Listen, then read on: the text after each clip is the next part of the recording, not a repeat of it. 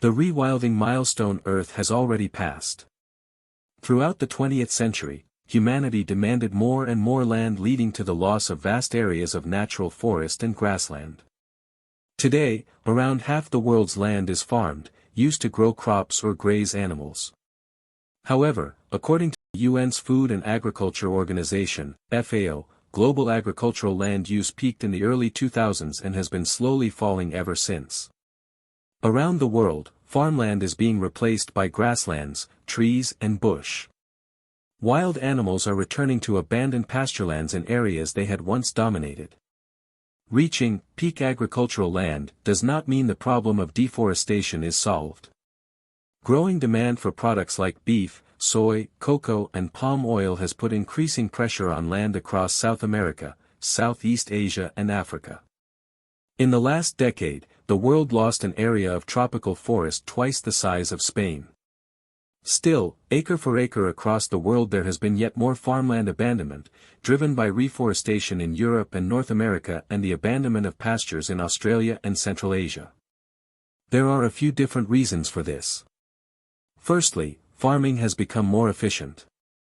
The use of improved seeds, fertilizers, pesticides and irrigation has in recent decades vastly increased how productive the land we farm is, doubling, tripling and even quadrupling yields depending on the crop and country.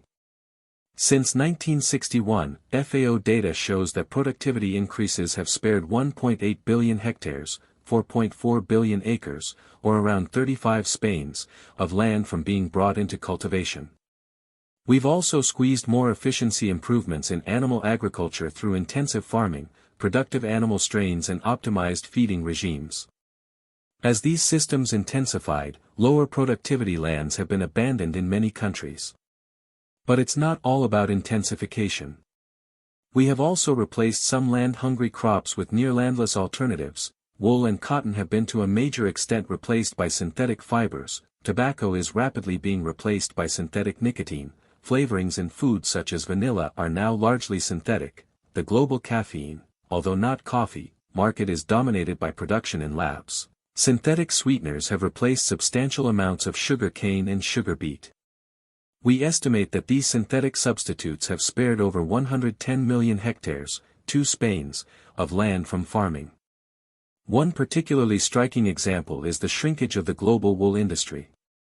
Production has fallen by around 50% from its peak in 1990. Grazing lands in Australia, New Zealand and Argentina, countries that used to be amongst the largest wool producers, have declined by 25%.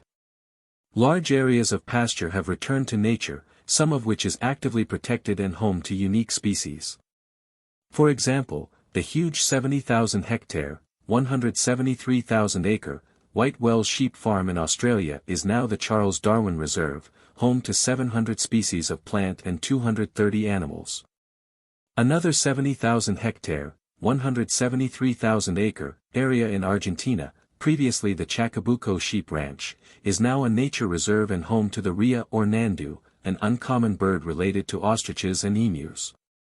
There are many similar examples worldwide.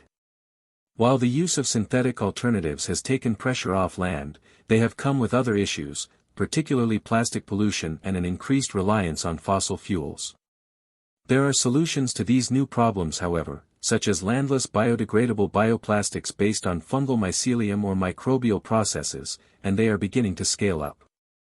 Further, while agricultural land use has declined, not all of it has been replaced by natural forests. There has been a huge growth in plantation forestry for timber products worldwide, and plantation forests generally harbor much less biodiversity than natural forests. Overall, the steady slowdown in agricultural land use is welcome. However, it's not guaranteed to continue, nor is it fast enough to bring about the land use change we need to achieve our global climate or biodiversity goals. To keep global temperature rise below 2°C, we will need to tap the huge potential of our natural ecosystems to suck carbon out of the atmosphere. What will happen in the future?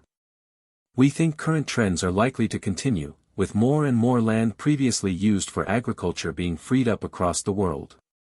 But this process could also accelerate further due to a range of promising technologies and solutions which could produce transformational change to our food systems, reducing land used for food production even more.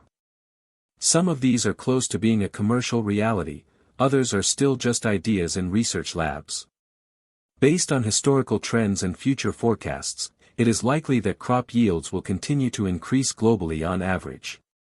In 1961, we produced just over 1 ton of grain per hectare, 0.4 tons per acre. We now produce over 4 tons per hectare, 1.6 tons per acre. Yields are still increasing in most crops and countries, with more food grown each year on the same land, while fallow periods, time where land is left bare, are decreasing. However, a critical unknown is climate change. Depending on how much climate action we take, warmer, wetter and more extreme climates could negatively affect yield growth, particularly if we don't adapt and develop more climate-resilient crops. While global meat consumption is rising rapidly, driving increased demand for land, we are seeing evidence of consumers swapping from beef and lamb, which use substantial amounts of land per kilogram, to pork and poultry, which use a lot less land. In Europe we have seen a 20% reduction in beef and lamb and a 20% increase in poultry and pork since 2000, sparing around 20 million hectares, 49 million acres, around 1 Spain, of land. This swap raises ethical concerns, as we need to kill many more chickens to get the same quantity of meat as we do from cows. Nevertheless, it seems likely that people will continue to swap towards lower cost, and generally lower land use, animal products. Another, albeit less certain, way land use for farming could drop in the coming decades is a rise in the use of synthetic and lab-grown foods. While several landless substitutes for crops have become mainstream, such as synthetic vanilla flavor and synthetic fibers, many more have been developed and tested. Synthetic substitutes for oils and fats, for example, have existed since the 1940s, when margarine was first synthesized from fossil fuels in wartime Germany. We have eaten and drunk the products of small-scale microbial fermentation for millennia, such as yogurt and beer, but modern bulk fermentation could be transformative, particularly if it uses feedstocks which don't require land, such as waste streams, byproducts, or through the direct use of elemental nitrogen, oxygen, and hydrogen. We also have lab-produced substitutes for coffee and cocoa. While they currently use sugars as the feedstock, these can be much less land-demanding than when conventionally produced. External forces would likely be needed to increase the adoption of these, such as price shocks, which are more likely due to climate change, changing trade policies, or increasing concern about the deforestation caused by oils, coffee and cocoa.